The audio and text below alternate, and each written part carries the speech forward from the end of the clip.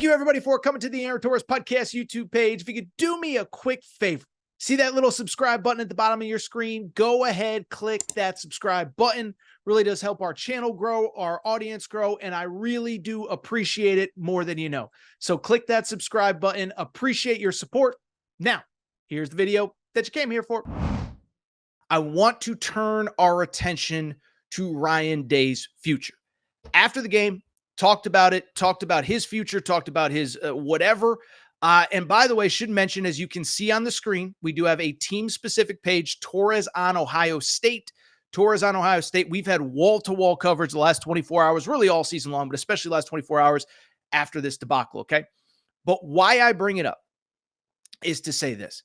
I want to talk about Ryan Day's future. It's all anybody in college football is talking about.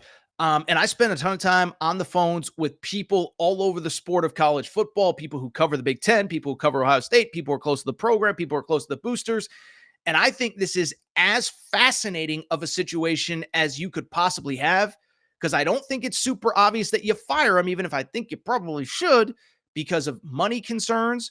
But I also think what happens, there are so many variables. So let's just dive into what is Ryan Day's future? How possible is it he gets fired? Or how possible is it he just isn't back at Ohio State next year? Now, where it gets complicated for Ryan Day, there's a couple things that make this thing darn complicated, okay? One, he's got a $37 million buyout, okay? And so listen, I know it's Ohio State. I know all these buyouts have weird offset language. You're probably not going to have to write a check for $37 million to get rid of them. But even at Ohio State, it is a lot of money to spend, especially after you just asked your boosters to spend $20 million on the actual roster. Like, it doesn't matter if you're Ohio State or whatever. Even at a certain point, you're going to run out of money and not have $37 million just lying around ready to fire a guy. You have the variable of he does win a lot of games, even if it's not the ones that matter. I think what's also been interesting, and I can see both sides of this, is the reality that of the college football playoff calendar now, okay? Ohio State, and we're going to talk about the playoff picture here in just a minute, but Ohio State right now, we all understand is going to make the playoff. We can make fun of how it happened, what happened against Michigan, whatever. It doesn't change the fact that Ohio State is going to make the college football playoff. And so even if they lose in the first round, you're now talking about late December before you would actually make a move, if you make a move and spend the $37 million to get rid of him. Okay, you're not going to fire him before the playoff. I'm sorry, it's the truth. You're just not. And that's assuming you lose in the first round. If you don't lose, now all of a sudden you're looking at New Year's Day. Now listen, what I would also say is a couple things. I think this is important as well, is that one, Ohio State's probably always going to be in the playoffs. So I saw a lot of that from Ohio State fans. Well, you can't fire him because, you're going to have to wait till mid-December. It's like, well, you're going to have to wait every year until mid-December. Ryan Day, to his credit, is never going 7-5 at Ohio State. Might go 10-2, might miss a Big Ten championship game for a fifth straight year next year. But it's never going to be a scenario where he's not playing in the playoff, which means you're always going to have to make a move in mid-December. I think it's also worth noting, Alabama didn't make its coaching change until mid-January of last year. They still ended up with a pretty good coach. And so when you're one of these truly elite programs, to me, I don't really care. Go out. If he's not the right guy, make the change. Do what you have to do. No excuses. But then what's also interesting about this particular situation is Ohio State is going to make the playoff. And the crazy part is, like, you look at the FanDuel odds, you look at the whatever odds, they're still one of the favorites to win the whole thing. I don't think they're going to, because I don't trust Will Howard. I don't trust Ryan Day in big games.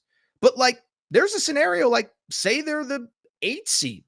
Then all of a sudden they're hosting whoever in the first round. Maybe they're hosting Indiana. And then you get to the semifinals. Now you're playing on a neutral field against whoever. It's like, the point I'm trying to make is this is not obvious that Ohio State can't make a real run in the playoff, even if the regular season has been disappointing. So that complicates everything, the money and the timing. But what also is indisputable is this. If you're Ryan Day, whether you get fired or not, this is the part I don't think enough people are talking about. Whether you get fired or not, I will be honest. If I was Ryan Day, I would actually start looking for some other options. And let me go ahead and explain why. Because at the end of the day, when I was thinking about Ryan Day, I was thinking about his exact situation at Ohio State right now, okay? And what I was thinking about is this. If Ryan Day, let's just say you don't make a deep run in the college football playoff. Let's say you maybe win a game and then you lose in that quarterfinal round right around New Year's Day. Okay. Well, what are the next 11 months for you if you're Ryan Day? The next 11 months are pretty miserable, right?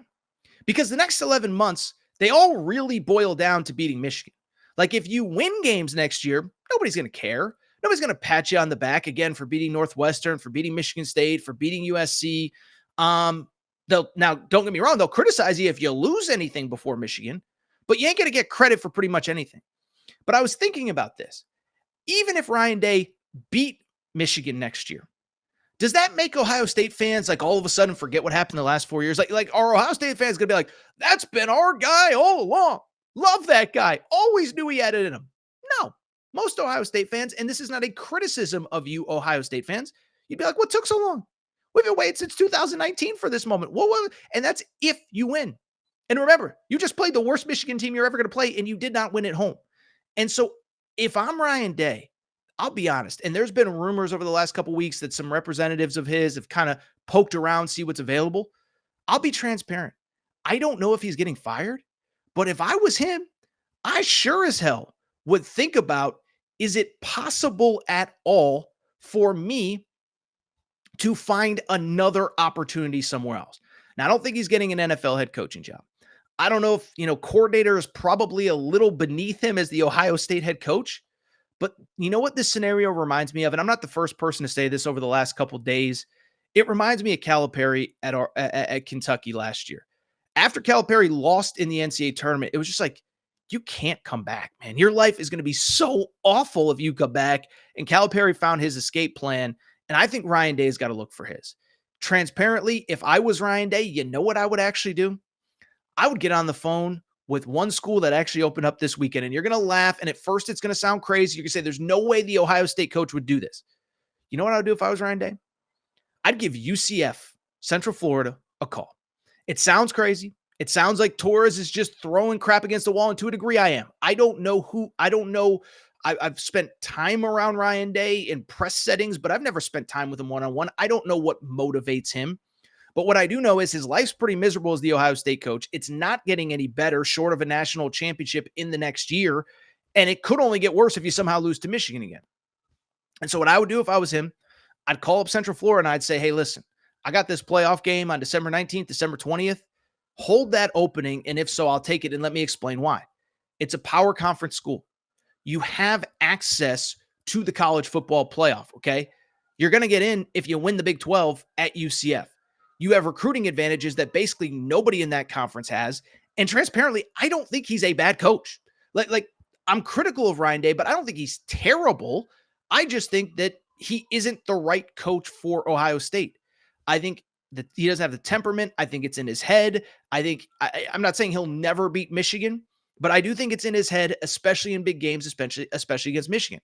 And so if I'm him, what I'm doing, I'm calling up Central Florida and saying, hold that spot. I'll take it, because you can still compete for everything at Central Florida in a much more stress-free environment.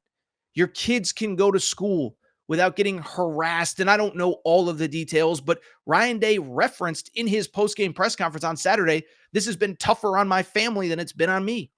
I'm a critic of Ryan Day. I feel bad for his kids, though. They didn't sign up to get, be the coach, be the son or daughter of the guy who can't beat Michigan living in Columbus. That can't be fun. And so I just bring it up. Go to Orlando, get a fresh start. There's NBA teams there. Like, it's not Columbus, Ohio. And then from there, we could talk about who else would potentially be an Ohio State candidate. By the way, I did a candidates video on Sunday morning you should check out. But if I'm Ryan Day, I don't know if he's getting fired. What I do know, I'd be looking for an escape plan, because this thing is ugly.